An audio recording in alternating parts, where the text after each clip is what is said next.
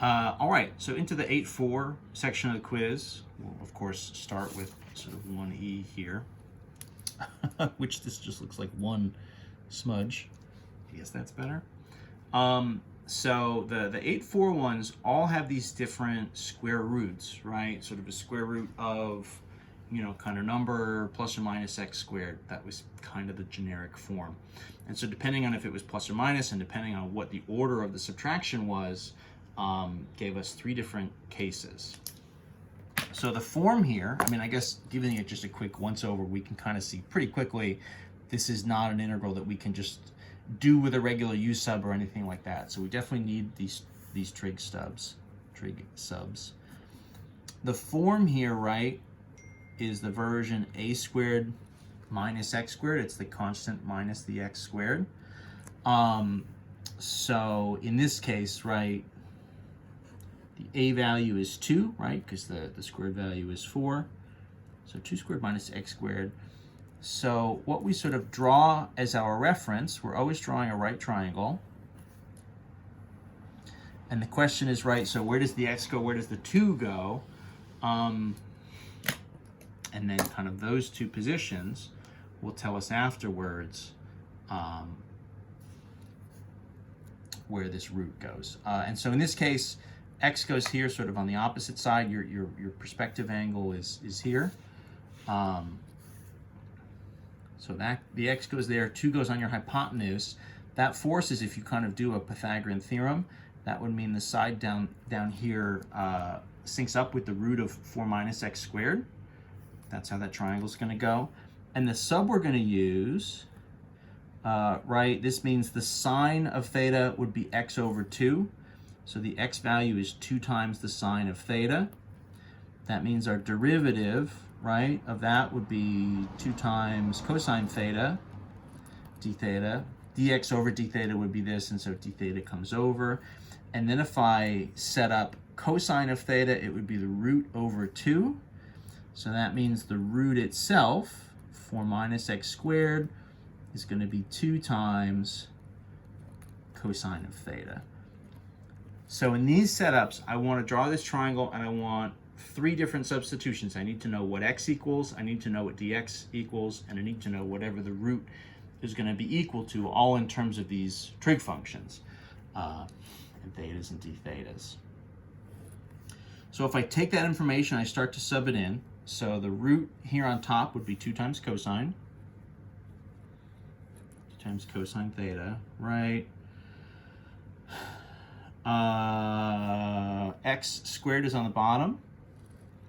So that's 2 times sine theta, right? Quantity squared. And then my dx is 2 cosine theta, d theta.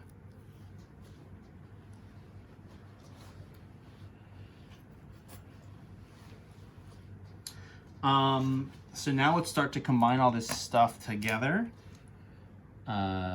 This is going to be what? Well, this is interesting. So this is 2 times 2 is 4. This is essentially going to be like 4 cosine squared theta over 4 sine squared theta d theta. And from there, there's a couple different strategies we could do. Obviously, I would probably take the 4's apart. 4's are going to cancel, so those guys are out of there. Maybe the easiest thing to do here, when you get to this stage in these problems, right, there are lots of different paths that you can take. You might say to yourself, well, cosine squared over sine squared, that would be the same thing as cotangent squared. And then there's a version of the Pythagorean identities that we haven't really written out, but you could get from a cotangent squared to a cosecant squared. I don't know. Let's just do that, I guess. Maybe I'll show you 2 things. So this would be cosine squared over sine squared. That's the same thing as cotangent squared d theta. Now, I don't remember off the top of my head exactly what the Pythagorean theorem version is for here. So let me just like quickly recap, right? Sine squared plus cosine squared. You're seeing this work in real time. So to get a cotangent, I would need cosine over sine. So from this, I would get 1 plus cotangent squared equals 1 over sine squared, which is cosecant squared. So this is kind of the third version of this Pythagorean identity. We haven't really talked about it. We did a lot of secants and tangents, right? And then I kind of said, as a throwaway line, in theory, any of the stuff you do with secant and tangent, you could essentially just mimic and do with cosecants and cotangents. The only difference there is you have to play with the negatives a little bit more, right? So the derivative of cotangent is negative cosecant. The derivative of cosecant is like negative cosecant times cotangent, right? So you get some of this same stuff. In this case, right, if I'm looking at this, cotangent squared would be the same thing then as cosecant squared theta minus 1. So that means this integral would become cosecant squared of theta minus 1 d theta. And you know, the reason I think that's a semi-decent substitution, right, is because cosecant squared, right, is the derivative, negative cosecant squared is the derivative of a cotangent. So as far as the antiderivative goes, this is going to be, right, negative cotangent of theta minus 1, right? So the antiderivative there is a theta plus big phi. Always watch here that you don't call this an x, right? If you're doing this with respect to the angle, with respect to theta, then that means the value here you're going to get is a theta. So the move is to do this, right? Go into trig_land, do all the different integration there, and then rewrite your answer back in terms of the x's. So to do that, we're going to need to just reference back to our triangle. So cotangent of theta, right?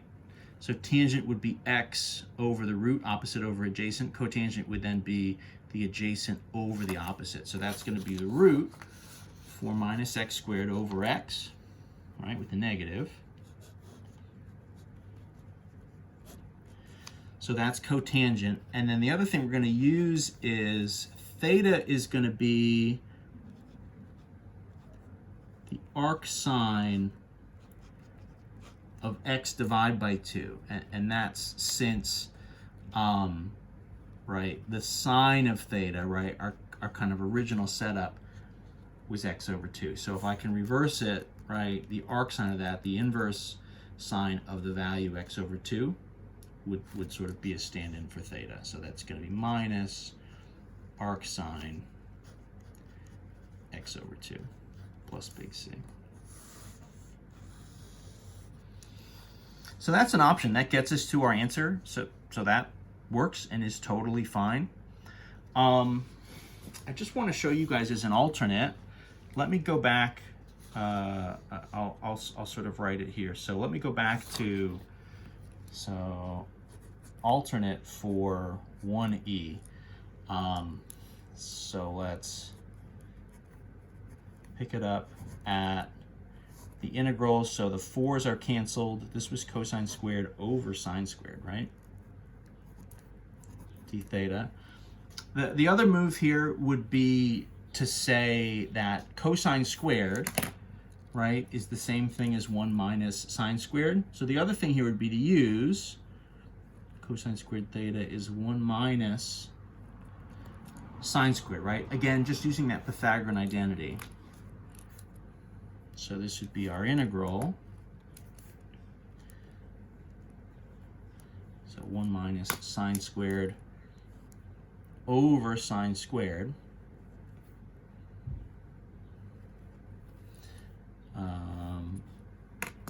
And so this, if you break it apart, right, 1 over sine squared theta minus sine squared over sine squared. And then 1 over sine squared, right, is cosecant squared. Sine squared over sine squared is minus 1. So what happens here is we end up in exactly the same spot that we did here, right? Where we can take the antiderivative. So, you know, in theory, there's more than one way to get there. I just wanted to kind of show you guys, right? So from here, you're going to continue with the same steps as before.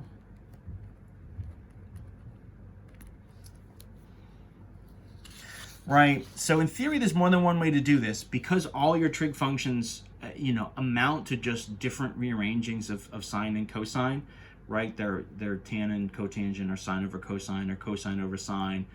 Cosecant and secant are just reciprocals of sine and cosine, right? They can all break down into sines and cosines.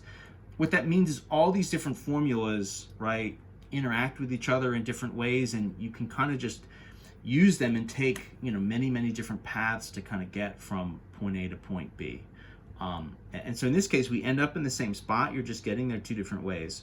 So, you know, if you like just trying to keep everything in terms of sine and cosine, you can do this. You know, if you kind of notice, like I did just as we were talking through this, cosine over sine would have been a cotangent, and then you can kind of go from there and use some of these formulas we haven't really used too much before, but maybe you know they exist. So you have this too. So in any event, you're still going to end up in the same spot, right? Our final answer here is still the same, is consistent, because either solution got us to this same integral, and so then our last couple steps are the same. So that was 1e, right? That was sort of an example of what could happen with that root of a squared minus x squared kind of form. You know, obviously there's lots and lots and lots of different variations here, so depending on the situation you get, you're going to have slightly different strategies, but that's the basics of the setup, and that's just sort of another way to do it. So there you go.